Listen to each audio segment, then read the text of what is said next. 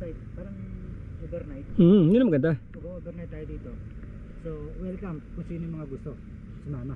Pero kanya-kanyang Kanya-kanya kain ng pagkain. Oo, kanya-kanya tayo. Siyempre, kumbaga, ano natin, meet and greet natin sila. Yung place lang ang libre, no?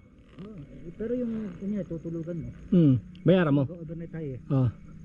Pero actually pwede mag-tent dito eh. Ayun. Medyo limited yung... Bagay dito pala, boss, yung marami ng tent to. Ayun, marami.